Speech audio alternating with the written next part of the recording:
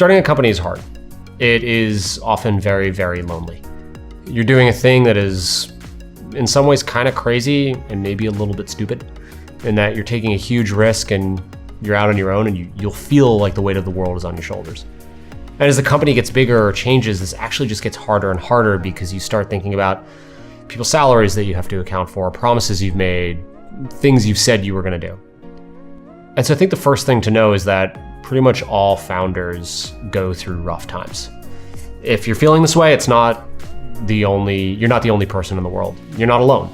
A lot of other people have experienced similar things. I went through some pretty dark times when I had a startup.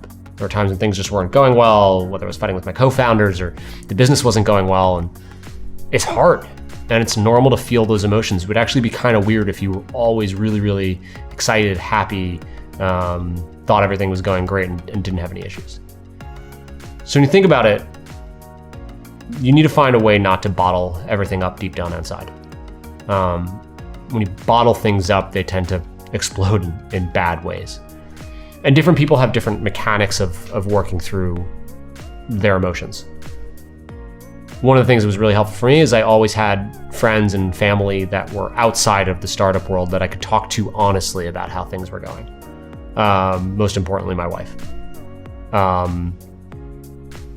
It's really important to try to find that.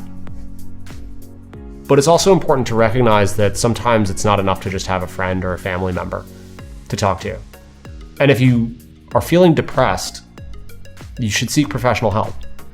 There are people who spend their entire lives trying to help other people work through bad times and through depression.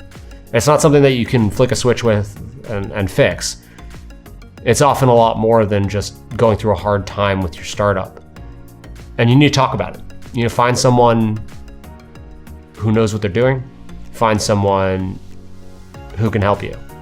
But don't let it simmer for a really long time because you think it's weird or bad or any of that stuff. It's normal. And the faster you deal with it and the more proactive you are in dealing with it, the better.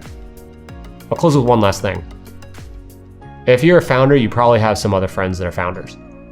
And if you think they're going through hard times, don't just ask them how things are going and let them respond with, "Oh, it's great," right? "Oh, everything's going well."